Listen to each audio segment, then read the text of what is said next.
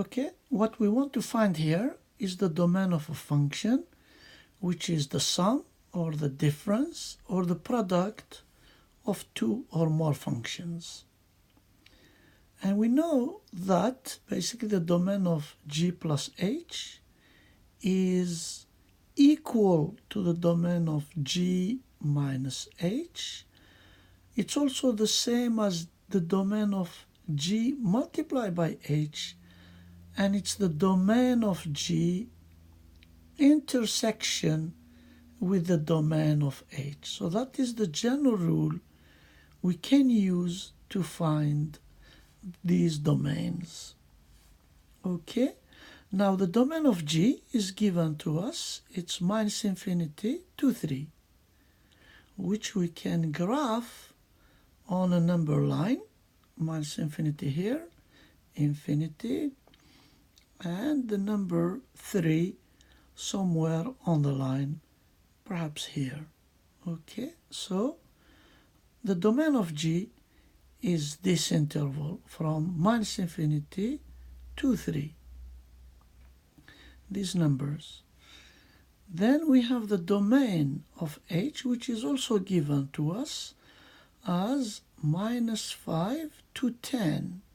All the numbers from minus 5 open at minus 5 and closed at 10, like this.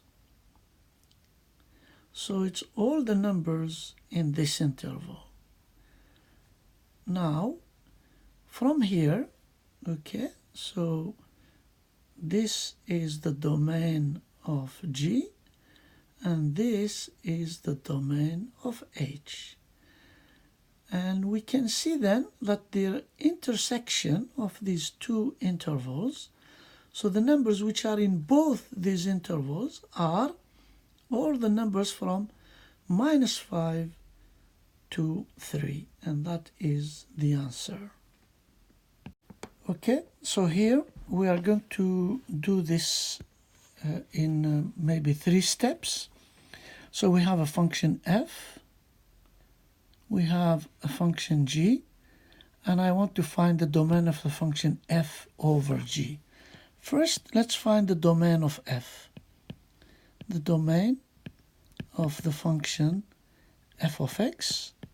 Well, for this we need to solve 8 minus 2x greater than or equal to 0, which will give us minus 2x greater than or equal to minus 8, and we divide both sides by minus 2, which means I need to change this inequality, and it becomes minus 8 divided by minus 2. So I get x less than or equal to 4. That is the domain of the function f. Then the domain of g, of course, is the whole set of real numbers. So the domain of g is all the real numbers from minus infinity to infinity. I also need to know where is this function g equal to 0, because it's in the denominator. So I need to solve g of x equal to 0. So that means 3x minus 6 equal to 0, which means 3x is equal to 6, which means x is equal to 2. And finally, once I have all of this, I can actually write the domain of f over g.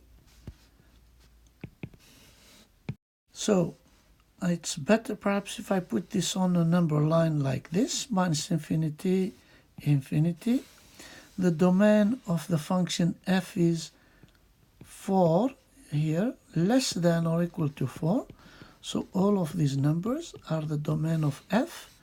Now the domain of g is all the real numbers from minus infinity to infinity, but we don't want g to be 0, so we are going to remove the point 2 here.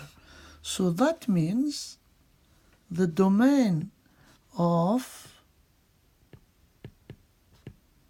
f over g is the interval from minus infinity to 4 except the number 2, like this. And I can write this in another way if I want. It is from minus infinity to 2 union together with the interval from 2 to 4. So this is okay, or this also okay.